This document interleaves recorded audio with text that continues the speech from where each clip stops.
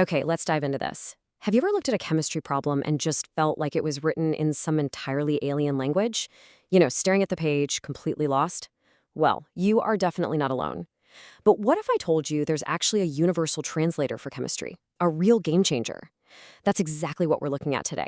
Welcome to this explainer on demystifying mole calculations. It's basically your ultimate tool for navigating the entire chemical universe. So here's our transit map for today. We'll start with a welcome to the Mole Hub, then we'll look at converting mass and moles. After that, counting with particles, followed by gas volume STP.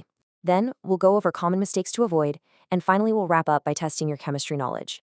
All right, Section 1, Welcome to the Mole Hub, the central concept.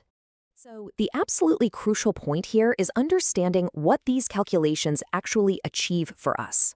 Mole calculations allow us to seamlessly convert between physical mass, the number of moles, the exact count of microscopic particles, and even the physical volume of a gas. By learning this, you essentially hold the master key to converting between entirely different physical measurements. It's pretty amazing when you think about it. Now, here's a really powerful visual memory trick. I want you to picture the mole, right in the very center, kind of like Grand Central Station. Notice how mass, particles, and volume all connect directly to the mole, but they don't connect directly to each other? That is the secret. Every single calculation absolutely must pass through the mole hub. Lock this hub and spoke image into your memory right now. It'll save you so much time. Moving on to Section 2, Converting Mass and Moles, the mass route. Okay, so this two-way street of a formula is what we use for our first route. If you want to find moles, you take your mass and just divide it by the molar mass. Going the other way? No problem. To find mass, you just multiply your moles by the molar mass. The secret key to unlocking this entire route, though, is discovering the specific molar mass of your element or compound on the periodic table. Let's deliberately slow down for a sec and walk through a real example together. Step 1. We identify our starting material. Let's say we have 36 grams of water. Step 2, we need that crucial key, the molar mass of H2O, which, if we check the table, is 18 grams per mole. Step 3, we just apply our division formula. 36 divided by 18 gives us exactly 2 moles. And just like that, using simple division, we've traveled successfully from physical mass right into our Grand Central Mole Hub. All right, Section 3, Counting with particles. The particle root. Boom.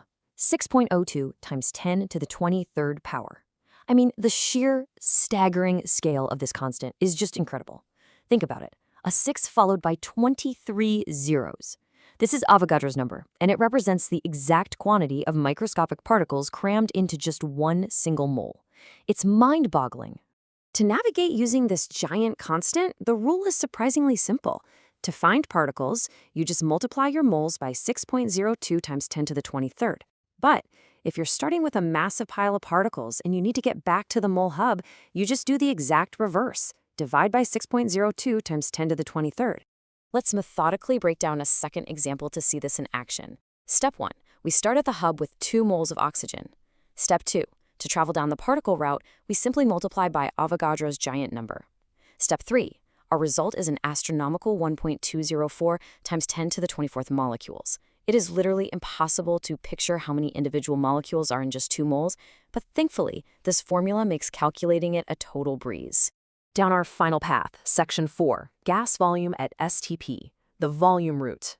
Just like Avogadro gave us a magic constant for particles, we actually have a magic universal constant for gas volume too, and that number is 22.4 cubic decimeters. Every single gas, literally any gas, as long as it's sitting at standard temperature and pressure, takes up exactly 22.4 cubic decimeters of space per mole. So look how seamlessly we can shift between volume and our central mole hub. To find gas volume, multiply your moles by our constant, 22.4. To get back to moles from a given volume, you guessed it, simply divide by 22.4.